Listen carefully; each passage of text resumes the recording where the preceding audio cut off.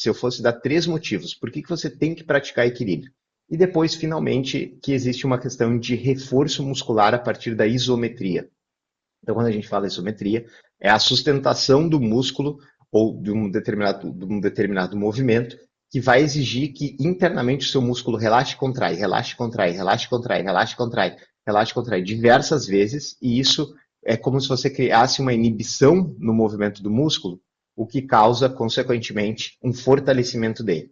Então, quando você resiste um movimento para o seu músculo, isso vai fazendo com que o seu músculo fique mais forte. Um exemplo disso, por que a resistência, né? Então, por exemplo, quando a gente flexiona o joelho, a gente está gerando uma resistência à musculatura.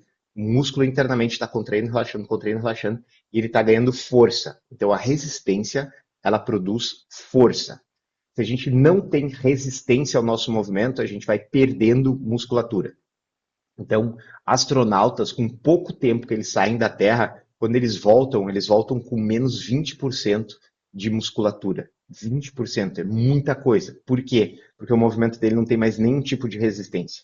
E quando você tem resistência no movimento, você vai gerando força. Essa resistência pode ser feita através da isometria, então a gente faz isso, ou, por exemplo, sustentando uma posição, a gente vai fazer isometria, ou você gerando essa resistência, através de uso de um peso externo, né? Usando ali um halter, um peso externo para criar essa resistência. Mas isso você tem que guardar.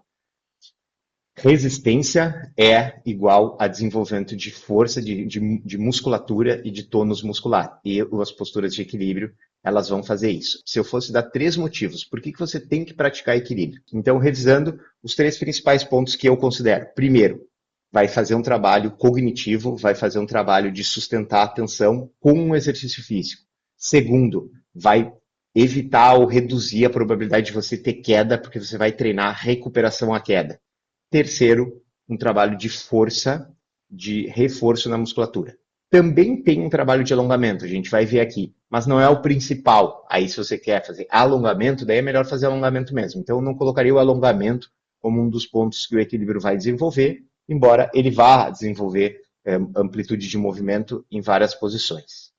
Então, dito isso, vocês já estão convencidos que vale a pena fazer as posturas de equilíbrio.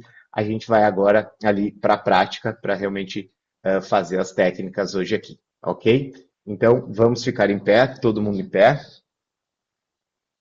e vamos lá.